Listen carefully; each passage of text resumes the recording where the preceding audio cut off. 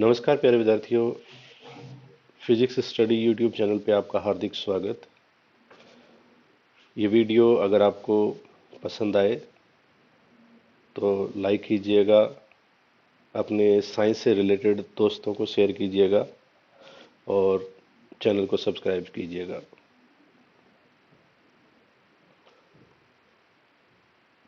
Physics study YouTube channel के अंतर्गत हम अल्टरनेटिंग करंट के बारे में पढ़ रहे हैं।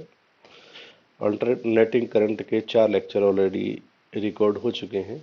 अगर आप इससे पहले के लेक्चर देखना चाहते हैं तो यूट्यूब चैनल पे जाके देख सकते हैं। आज का हमारा जो टॉपिक रहेगा analysis of alternating circuit. Circuit analysis करेंगे हम, जिसके अंतर्गत हमारा जो सर्किट रहेगा वो रहेगा जब प्योर रेजिस्टेंस कनेक्टेड हो। जब प्योर रेजिस्टेंस सर्किट में कनेक्टेड हो, अल्टरनेटिंग सर्किट में, तब उसमें कितना पावर लॉस होगा, पीक वैल्यू क्या होगी अल्टरनेटिंग करंट की, उस सब के बारे में हम पढ़ेंगे। तो ये हमारा प्योर रेजिस्टेंस इसमें कनेक्टेड है बेटा, और ये एसी सोर्स है। ठीक है, एसी वोल्टेज सोर्स है। और ये जो वोल्टेज की जो वैल्यू है इसमें V is equal to V M sine omega T. आपको पता है कि वी एम क्या है? पीक वैल्यू ऑफ वोल्टेज है।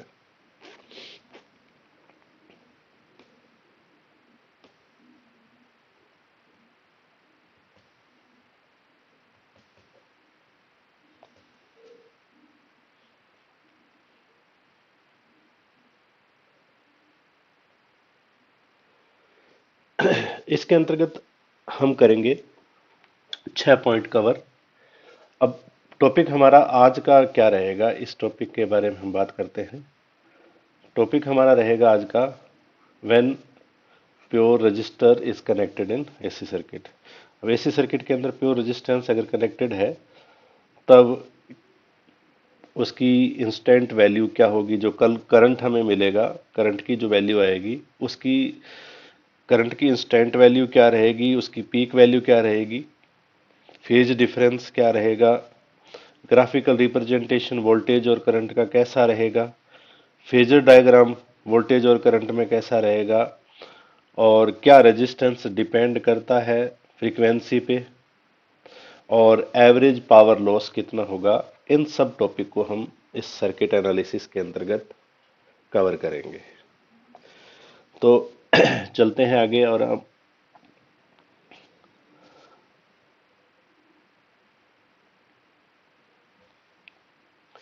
पहला टॉपिक हमारा है instantaneous and peak value of alternating current. तो सबसे पहले देखें बेटा, हमने क्या किया था। we know that we know that the instantaneous value of alternating current is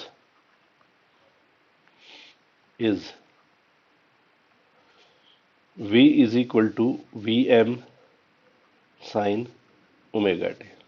ये हमारी इक्वेशन फर्स्ट हो जाएगी बेटा, क्योंकि हमने जो वोल्टेज हम लेके चले हैं, इंस्टेंटेनियस वोल्टेज जो है उसकी वैल्यू क्या है? V is equal to V M sine omega T. ठीक है, because R resistance is connected in AC circuit,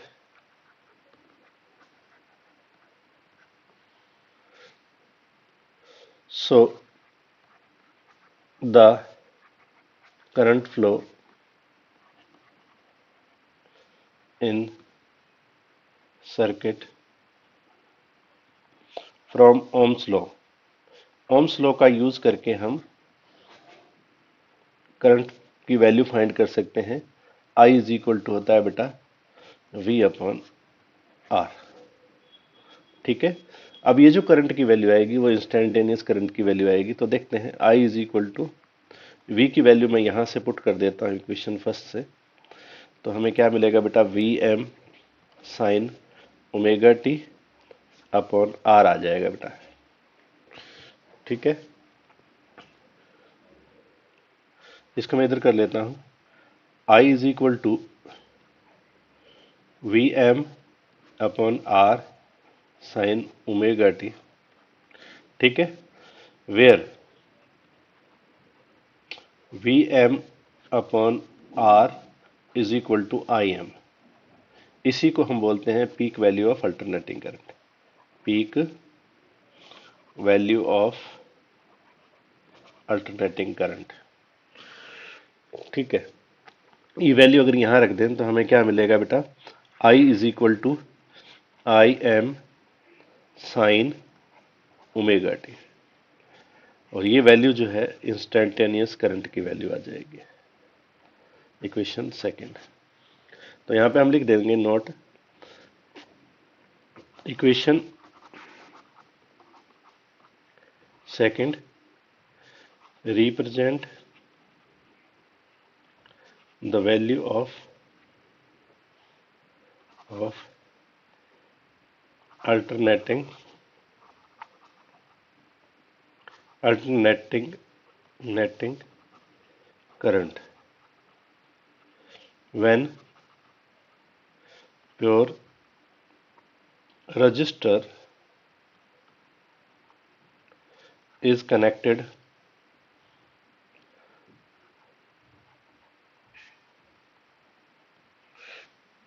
ठीक है, तो ये रहेगी इंस्टेंटेनियस करंट की वैल्यू। इसके बाद में हमारा नेक्स्ट टॉपिक रहेगा, नेक्स्ट टॉपिक है फेज डिफरेंस। नेक्स्ट टॉपिक हमारा क्या है, फेज डिफरेंस। तो फेज डिफरेंस देखते हैं हम। we know that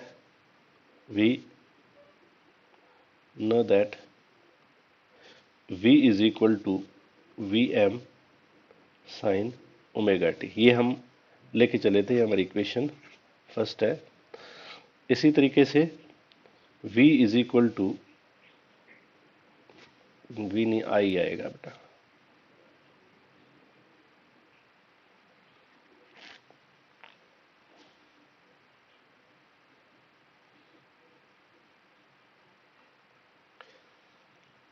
and I is equal to आया हमारा I M sine omega T. ये हमारी इक्वेशन सेकेंड है। अब देखो बेटा, ये जो वैल्यू होती है, ये साइन के साथ में जो एंगल बना हुआ है ओमेगा टी जो लगा हुआ है, इसको बोलते हैं फेज एंगल। क्या बोलते हैं, फेज एंगल। और इसकी वैल्यू क्या है, इसको हम अगर हम φ1 से डिनोट कर देते हैं, φ1 है, और इसको हम φ2 से डिनोट कर देते हैं, ये φ2 है। ठीक है, ये दोनों क्या है, फेज एंगल है। एक तो वोल्टेज का, दूसरा करंट का। ठीक है, where φ1 and φ2 are phase or phase angle of voltage and current respectively। ठीक है, तो अब हमें फेज डिफरेंस निकालना है। तो सबसे पहले हम क्या निकालेंगे, फेज डिफरेंस की बात करेंगे। फेज डिफरेंस, तो फेज डिफरेंस क्या होता है, डेल फाई होता है इज इक्वल टू φ2 माइनस φ1। ये दोनों वैल्यूज है, अगर हम इसमें रख देते हैं, del phi is equal to, अब ये जो φ1 की वैल्यू हमारी क्या है बेटा, ओमेगा टी है। और फाई टू की वैल्यू भी क्या है बेटा, ओमेगा टी है। दोनों की वैल्यू हम यहाँ रख देते हैं, omega T minus omega T. तो डेल फाई की वैल्यू क्या आ जाएगी बेटा, 0।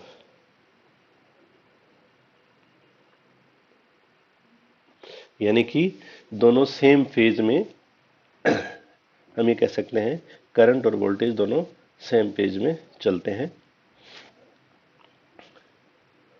Hence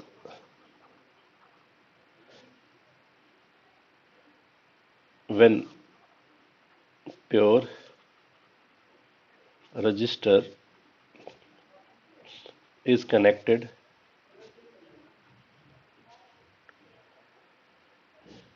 in AC circuit, then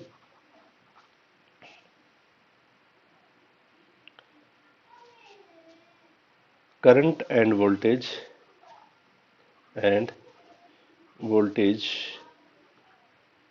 are in same phase. So phase difference is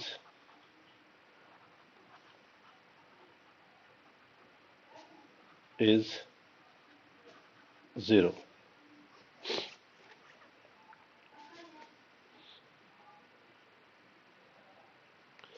तो ये हो गया फेज डिफरेंस की बात। उसके बाद में हम बात करते हैं नेक्स्ट हमारा टॉपिक ग्राफिकल रिप्रेजेंटेशन। अब करंट और वोल्टेज का ग्राफिकल रिप्रेजेंटेशन किस तरीके का होगा वो देखते हैं।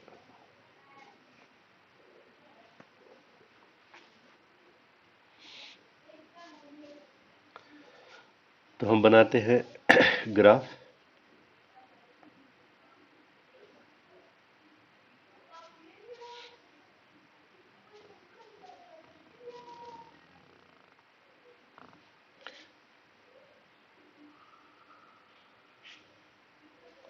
ठीक है, ये हमारा ग्राफ रहेगा। यहाँ पे हम करंट की जो मैक्सिमम वैल्यू है आई एम को लिख देते हैं, और वोल्टेज की वैल्यू आपको पता है इससे ज़्यादा रहेगी वी एम।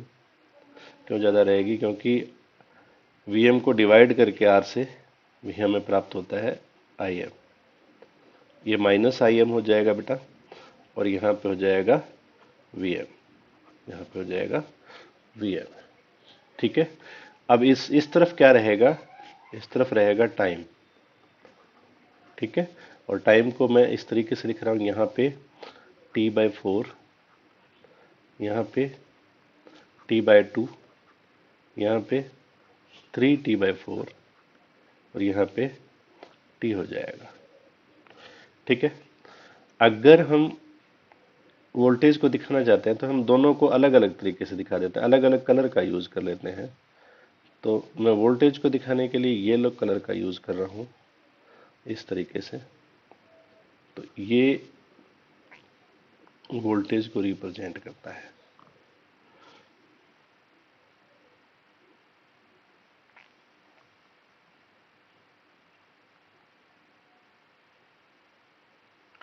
तो ये आ जाएगा वोल्टेज का ग्राफ। अगर हम करंट को रिप्रेजेंट करना चाहते हैं तो करंट को मैं यहाँ रेड कलर से रिप्रेजेंट कर देता हूँ। चलो रेड कलर से रिप्रेजेंट कर देते हैं। तो इसमें भी देखो, जिस टाइम इसकी भी मैक्सिमम वैल्यू हो रही, करंट की मैक्सिमम वैल्यू हो रही है, उसी टाइम वोल्टेज की भी मैक्सिमम वैल्यू है। जब करंट जीरो हो रहा है उसी टाइम वोल्टेज भी जीरो हो रहा है, उस टाइम वोल्टेज की वैल्यू भी जीरो हो रही है। तो इस तरीके का हमें ये ग्राफ मिलेगा। ये थोड़ा सा कर्व लाइन आ गई, थोड़ा सा इसको मैं सही कर लेता हूँ।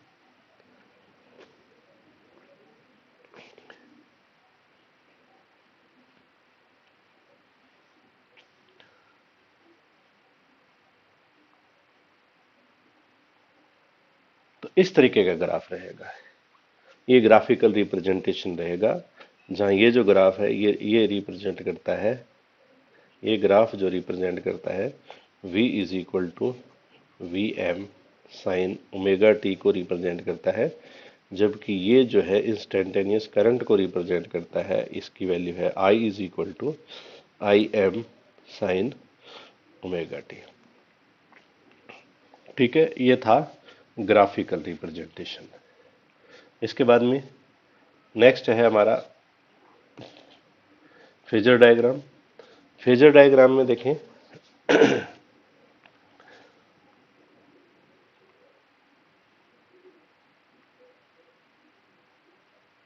फेजर डायग्राम में देखें हमारा जो वी नो दैट हम जानते हैं,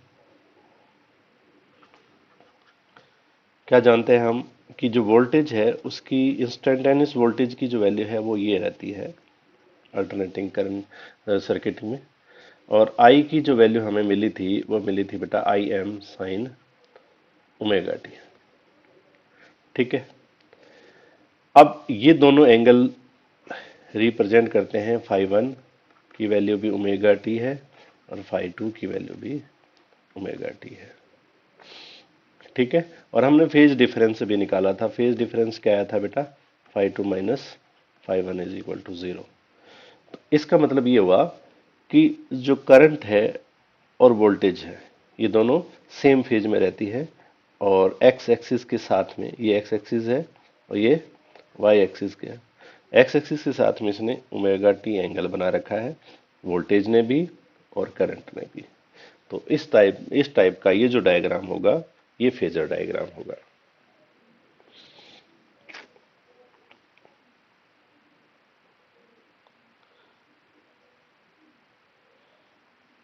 नेक्स्ट हमारा ग्राफ रहेगा भाई, ग्राफ क्या ये डिपेंडेंस पूछ रहा है।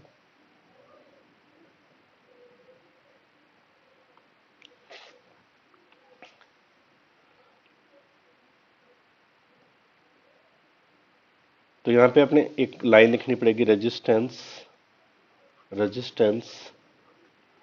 Does not depends on frequency. इसका क्या मतलब है, अगर फ्रीक्वेंसी अपने चेंज भी हो जाए तो जो रेजिस्टेंस लगा है उसकी वैल्यू में कोई चेंजेस नहीं आते हैं। तो यहीं पे देखें अपने इसका अगर ग्राफ बनाना चाहें, इस तरफ है आर और इस तरफ है फ्रीक्वेंसी। तो फ्रीक्वेंसी के साथ इसका जो ग्राफ रहेगा, इस तरफ आर है, इसकी वैल्यू रेजिस्टेंस की अगर हमने फिक्स वैल्यू ली है तो ये वैल्यू है। इस वैल्यू जैसे जैसे फ्रीक्वेंसी इंक्रीज करते जाते हैं वैसे वैसे इसके रेजिस्टेंस में कोई भी चेंजेस नहीं आते हैं। तो इसका मतलब है रेजिस्टेंस कांस्टेंट रहता है, कांस्टेंट रेजिस्टेंस।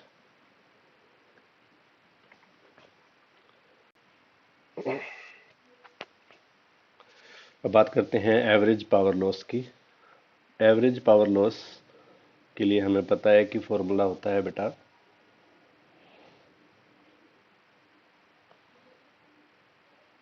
पेन ले लेता हूँ, राइट वाला।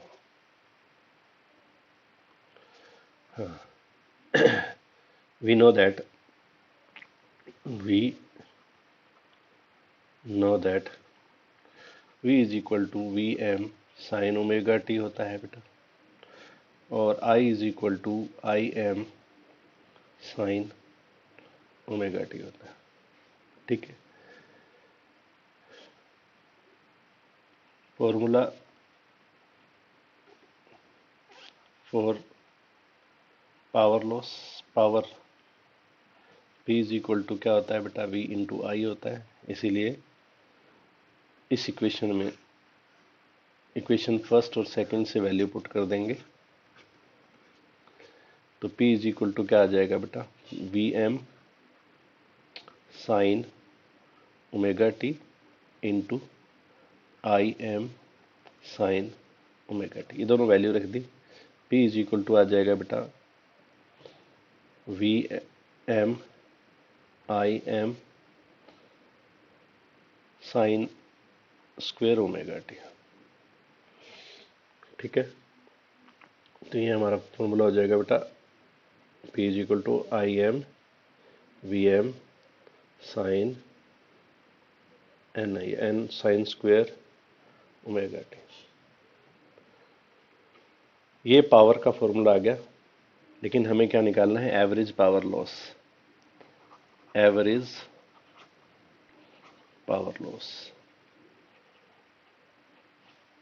तो एवरेज पावर लॉस के लिए हम P के ऊपर बार लगा के, इधर भी हम जहां पे T है वहीं पे ये बार लगेगा, साइन स्क्वेयर ओमेगा टी, तो यहाँ इस पे बार लगेगा।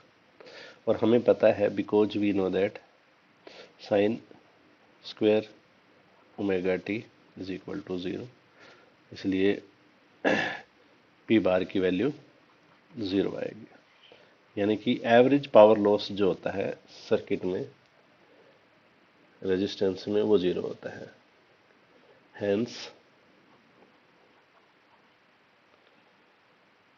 The average power loss in alternating circuit is 0 when pure resistance is connected।